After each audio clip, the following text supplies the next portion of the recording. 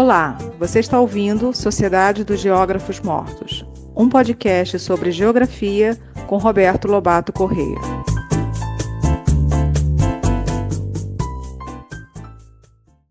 Boa tarde, tudo bem?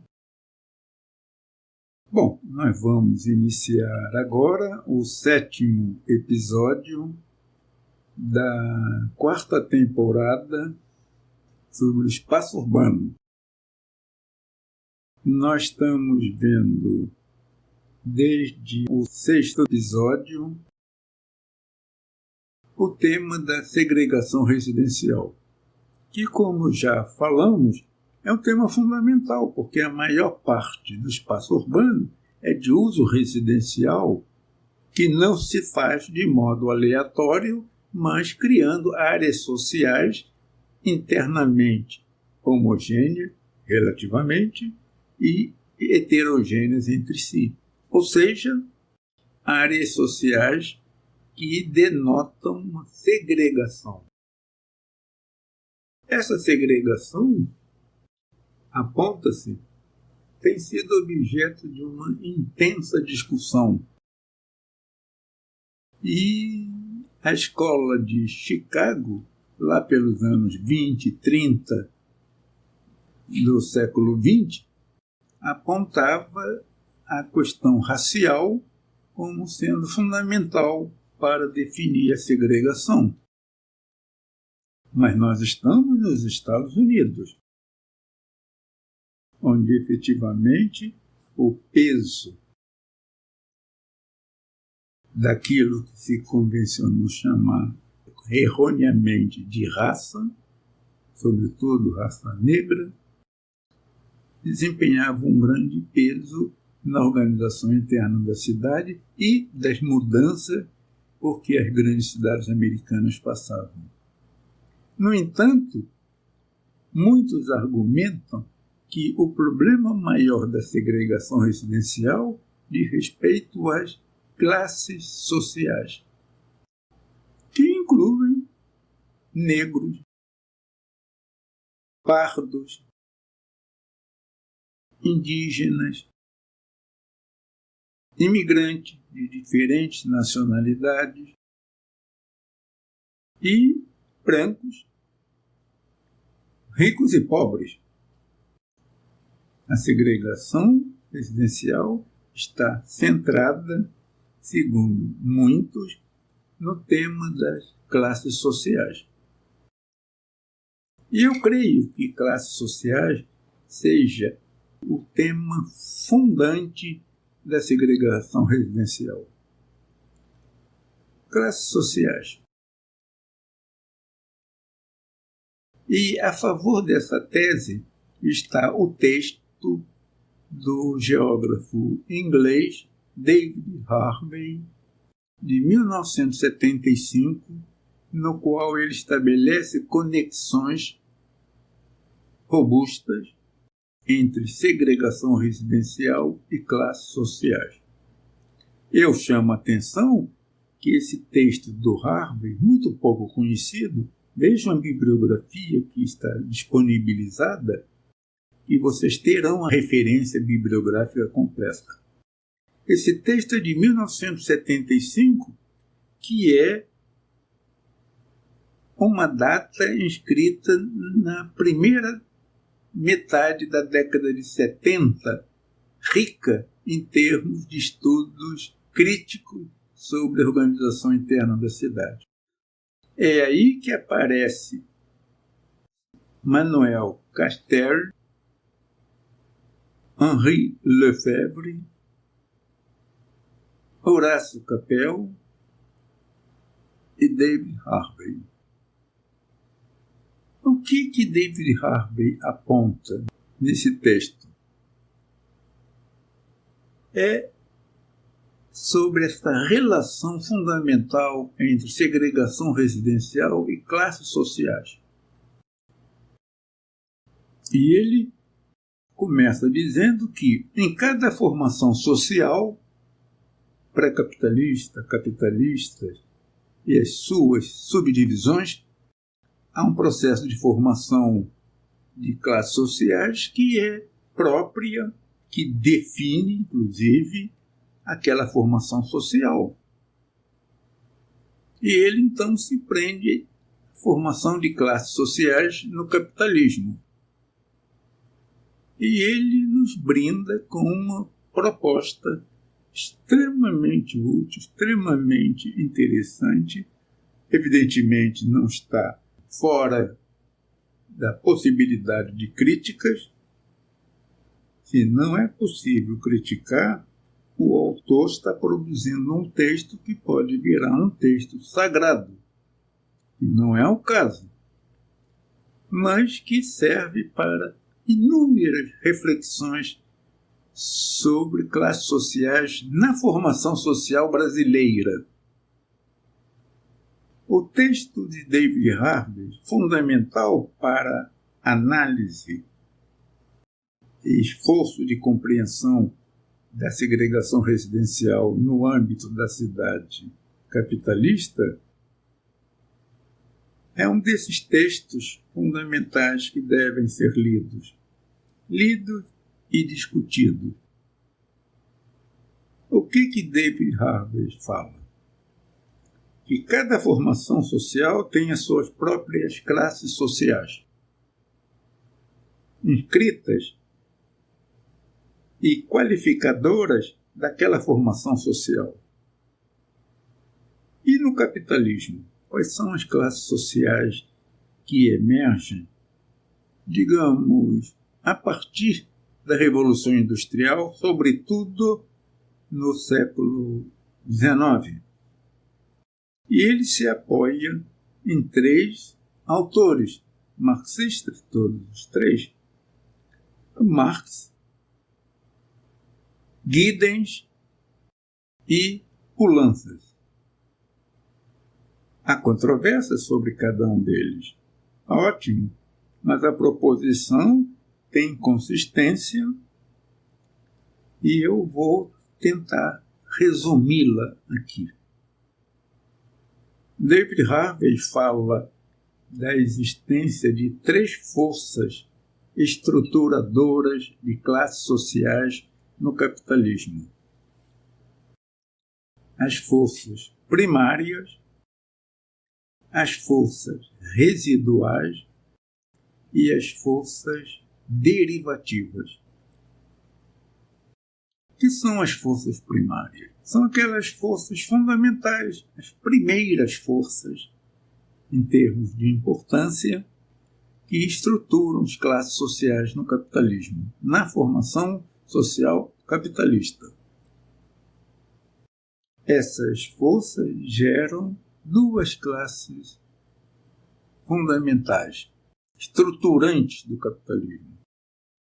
A classe daqueles que possuem os meios de produção e, portanto, dominam o capital, têm um enorme poder na gestão da sociedade e de seu território e interferem decisivamente na produção cultural, no processo de criação de ideologias. São eles aqueles que definem as transformações havidas na sociedade de até então.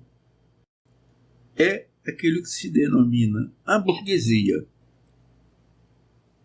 Ao lado dessa burguesia, entre as forças primárias, estão aquelas que geram como resultado a classe operária, o proletariado, aqueles que vendem sua força de trabalho para a burguesia, para o capital, para a atividade industrial, e que constituem um grupo social subalterno. Isto é o resultado do desenvolvimento capitalista, gerando, em termos de classes sociais, 2 grandes grupos antagônicos, em torno dos quais, essencialmente, se dá, segundo a perspectiva marxista, a luta de classes. no capitalismo. Essas são as forças primárias, dicotômicas, que se opõem, em torno do qual, repita-se, se dá a luta de classes. Mas essas forças não aparecem em cima de um espaço vazio, sem uma sociedade que anteriormente ocupava aquele espaço e que era parte integrante de uma outra formação social. As forças primárias são afetadas, em grau maior ou menor, por forças residuais, isto é, forças oriundas de um passado, de uma outra formação social e que, de forma residual, com maior ou menor intensidade, permaneceram na organização social e sua projeção espacial.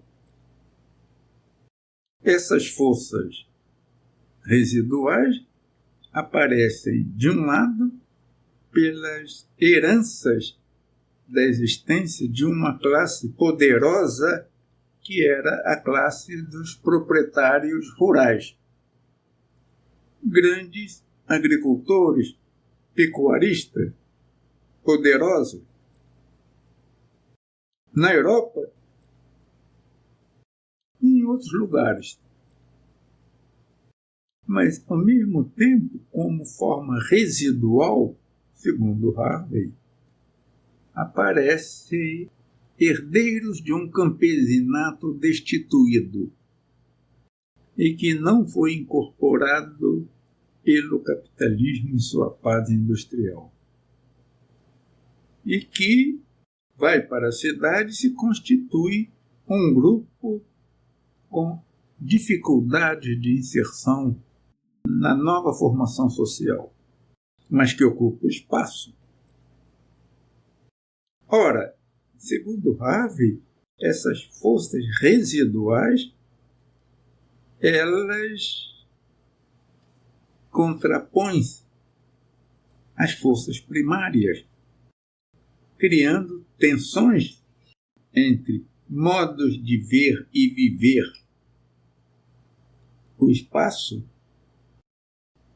influenciado pelo desenvolvimento capitalista, e modos de ver e viver o espaço a partir de uma matriz que agora é residual e que gera os proprietários de terra e um campesinato que hoje habita a cidade. Isso na Inglaterra foi muito significativo. No século XIX, isso teve um grande impacto sobre a cidade. Mas há ainda uma terceira força, forças derivativas, que derivam das próprias necessidades de implantação e expansão do modo capitalista de produção.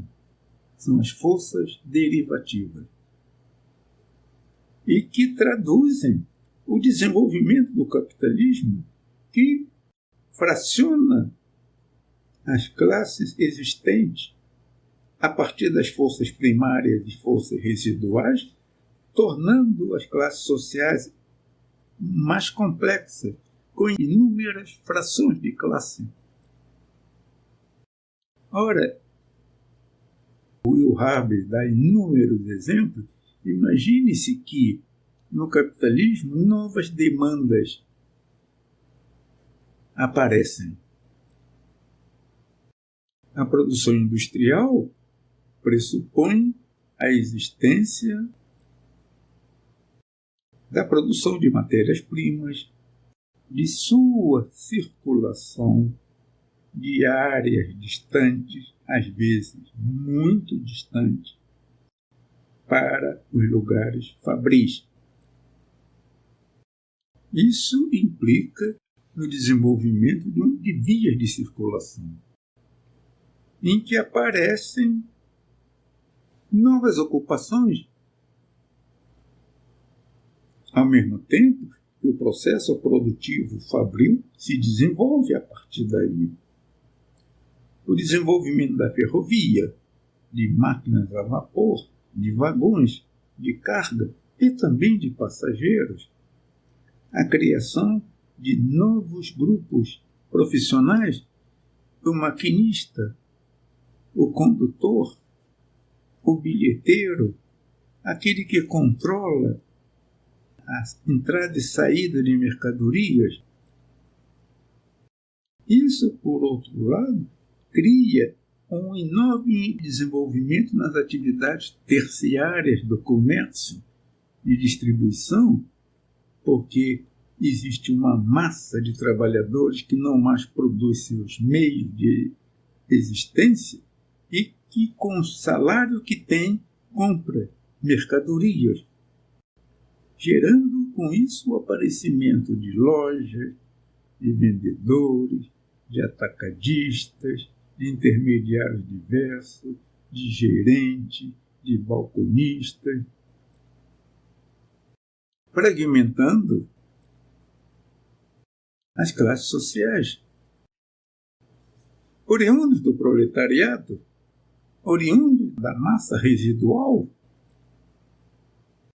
muitas vezes de países distintos, distantes, e que são incorporados nessas atividades derivadas. Há um desenvolvimento da educação. O capitalismo não pode conviver com analfabetos. E há um desenvolvimento da educação pública de massa. A saúde pública melhora. O capitalismo não pode viver com uma massa de pessoas doentes. Mas também desenvolve-se aqueles aparelhos de controle, desenvolvimento e aperfeiçoamento de forças, de controle de toda a ordem, sobretudo policial. Aparece um professorado. As universidades deixam de ser aquela universidade oriunda do iluminismo e torna-se uma universidade departamentalizada, criando e estruturando profissões que não eram tão necessárias de uma formação. Se aprendia na oficina e não mais numa universidade, onde a escala de produção pressupunha um conhecimento sistemático e rigoroso. Então, nessas forças derivativas, há uma variedade, uma fragmentação social muito grande. E há ainda o desenvolvimento de ofícios de escritório. Pessoas que trabalham para o Estado ou para as grandes empresas, cuidando da papelada que os negócios demandam.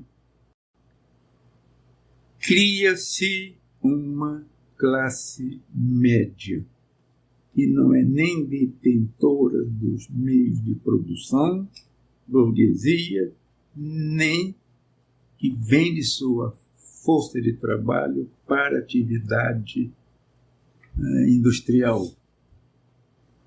E isso é uma mudança fundamental na cidade da segunda metade do século XIX.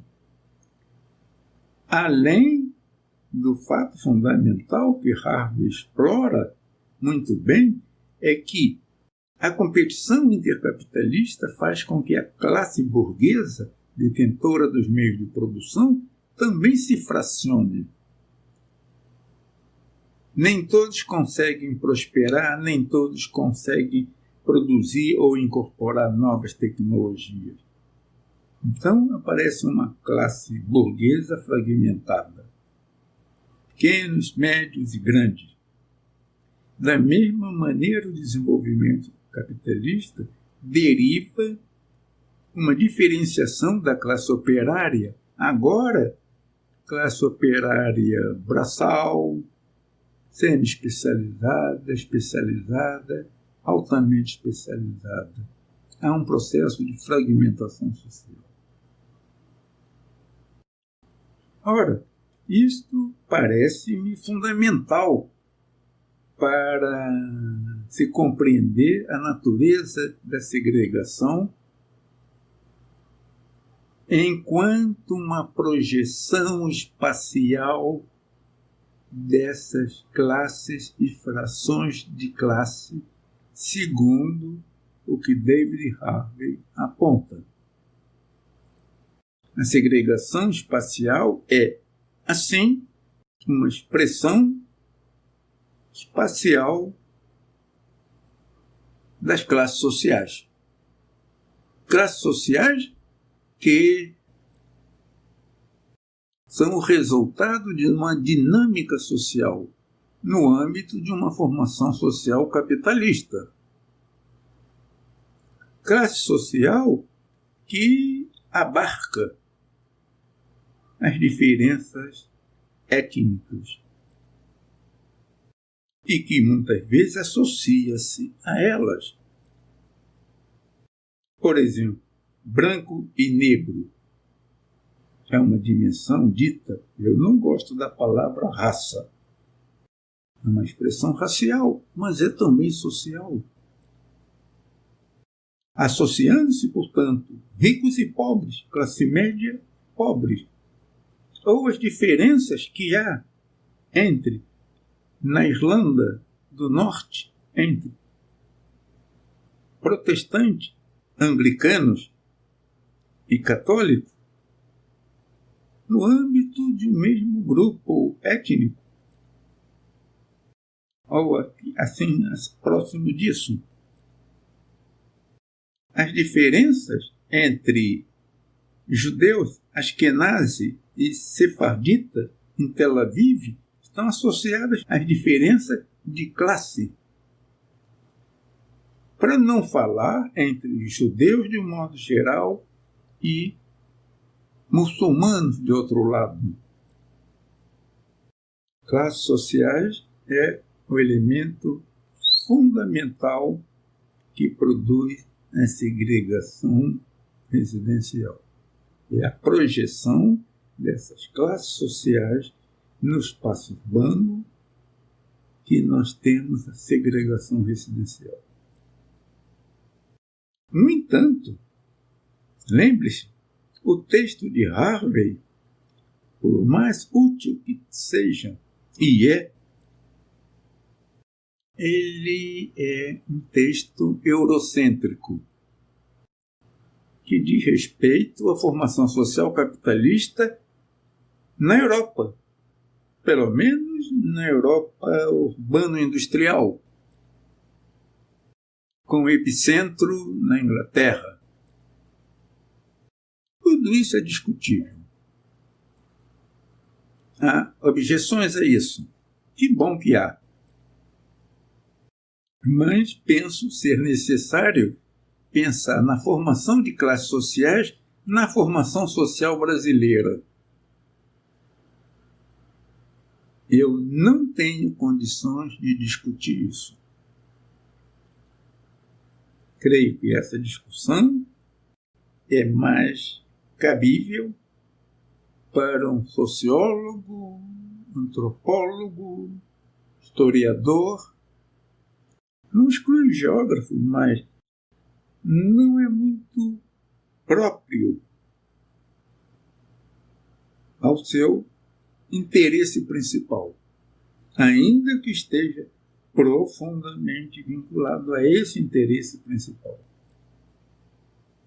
Mas vamos lá, vamos pensar um pouco na contribuição de Harvey na formação social brasileira. Sugiro que vejam a esse respeito o livro do Darcy Ribeiro chamado O Povo Brasileiro. Primeira questão: será que as forças primárias que geraram a burguesia e o proletariado foram tão importantes no Brasil quanto o foram na Europa?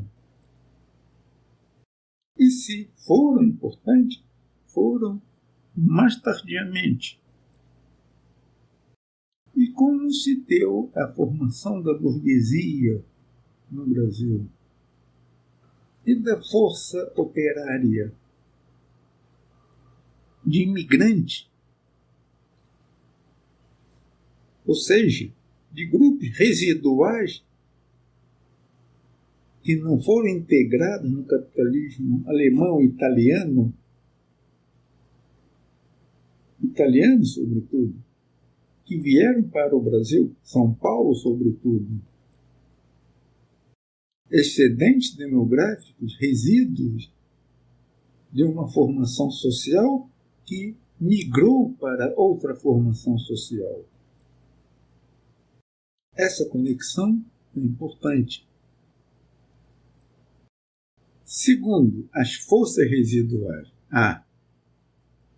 Isto parece ser muito significativo, porque creio que essas forças residuais não sejam tão residuais assim, mas sejam forças de uma grande importância em alguns contextos regionais da formação brasileira, forças primárias,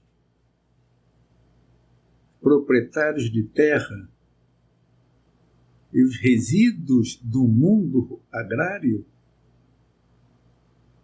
têm uma importância enorme ainda hoje. Eu não estou falando, não estou incluindo, mas não estou colocando em primeiro lugar os herdeiros dos engenhos de açúcar ou das fazendas de café ou dos latifúndios pastoris. Mas estou falando da força desses proprietários de terra na fase atual do capitalismo brasileiro, aqueles ligados ao chamado agronegócio. Qual é o papel deles na formação de classe social? Qual é o poder que detém na produção do espaço, na diferenciação espacial graças à segregação residencial? O que são essas cidades conhecidas como fazendões iluminados, em que a elite da cidade, de 500, 600 mil habitantes, não é qualquer cidadezinha, moram nas melhores áreas e elas têm um forte controle sobre a produção do espaço. E aquilo que Harvey chama de resíduos do mundo agrário, seja da pequena propriedade rural, seja de ocupações em estabelecimento de parceria e arrendamento, seja aqueles herdeiros de terceira, quarta, quinta geração de escravos que vieram expulsos do campo para ter uma falsa liberdade na cidade, aparecendo como uma classe derivada e que criou seu próprio espaço segregado, a favela. Qual é o papel desse processo de formação de classes sociais no Brasil? São questões para serem estudadas. E mais, nas forças derivativas, qual é o papel do Estado na criação de uma classe média? Muitas vezes, através de empregos mal enquadrados ou não eficientes na esfera pública. E do setor informal? Ou seja, a formação de classes sociais na formação social brasileira é um campo a ser estudado pelo geógrafo com auxílio de outros campos do conhecimento, procurando se ver as conexões com a segregação residencial. Esse é um campo vastíssimo. E nessa temporada eu não estou tanto interessado em respostas, mas em perguntas que possam suscitar pesquisa. Para terminar, eu vou falar de uma questão que é pessoal, não apenas a mim, mas a cada um de vocês, se assim cada um quiser. Como é que você que está me ouvindo, se inscreve na formação de classes sociais e suas frações na formação social brasileira? Quem é você? Branco, preto, mulato, caboclo, cafuso, descendente de japonês, de coreano, de chinês, indígena? E que grupo social você se inscreve? Vamos pensar numa coisa. Na classe média, que é um grupo social, um amplo espectro que vai desde aquele com menor nível de renda e recentemente incorporada a esse amplo espectro, aquele grupo social de família de classe média tradicional, de 3 ou 4 gerações, e que desfruta de um nível de renda elevado. Classe média é complexa. Qual é a origem dessa classe média? Como é que você se inscreve nisso? Será que você é descendente de 2, 3 ou 4 gerações de uma elite fundiária decadente e que veio para a cidade e que seus pais, tios, avós estudaram medicina, direito, engenharia para manter um status, não como no passado, familiar, mas um status atual de classe média alta, consolidada, culta, predominantemente branca. Ou você é de classe média não por decadência, que é um dos tipos de formação da classe média brasileira, mas por ascensão de antigos escravos, de imigrantes de 100 anos, 120 anos, ou de pobres do campo que vieram para a cidade e com pequenos ofícios, muitas vezes independentes, foram ascendendo relativamente e se sentem como classe média. Este é um problema a ser identificado por cada um. A sua história pessoal enquanto parte de um grupo social. Mas isso, sugiro, é uma história pessoal que você comunica se quiser, mas que deve te dar, no melhor do possível, ou a sua inscrição numa sociedade de classes. Tudo isso conectado com nível de instrução seu e de seus pais. Atividade profissional dos pais e, fundamental, onde você mora. Atributos do bairro em termos de infraestrutura, do imóvel, segurança, saúde, educação, transporte. Afinal, quem somos nós que estudamos a segregação residencial? E aí é interessante ver 2 estudos sobre segregação residencial no Rio de Janeiro, procurando os mesmos temas, porém, um feito por um geógrafo branco de classe média alta que mora na Zona Sul, que nunca passou dificuldades, que estudou no seu devido momento em boas escolas, boas universidades, e que tem uma visão crítica sobre a sociedade.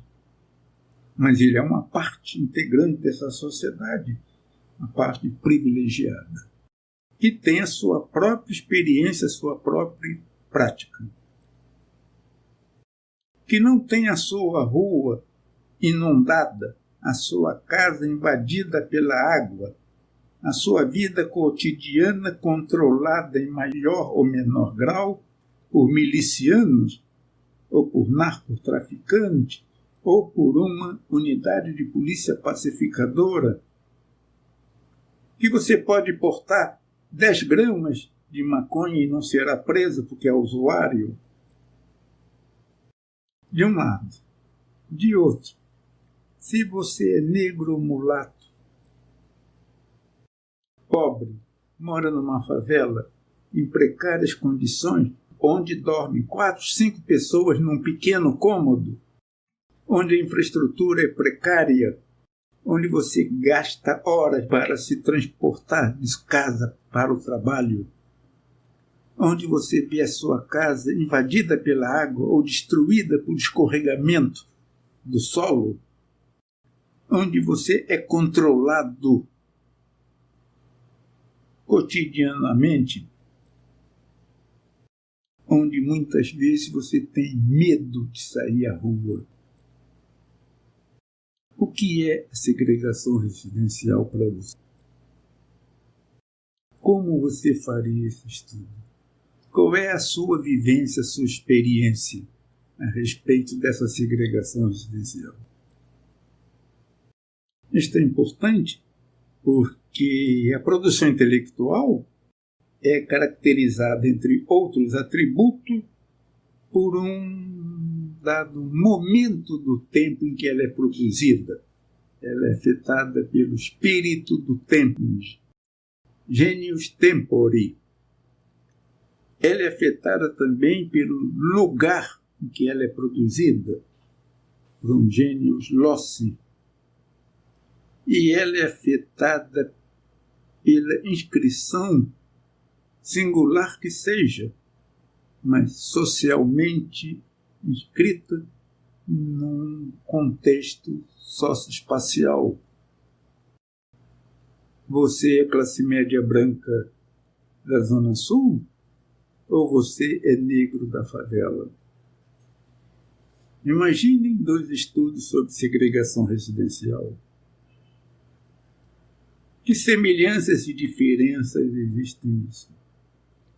Eu chamo a atenção disso porque parece-me, a partir da minha experiência própria, da minha inscrição na sociedade brasileira, que é necessário estudos feitos por pessoas distintas, mas unidas entre si, visando a superação dos problemas sociais que nós temos nas cidades brasileiras.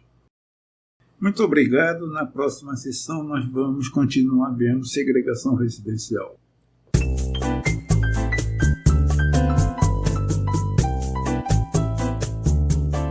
O podcast Sociedade dos Geógrafos Mortos tem produção de Rafael Lia.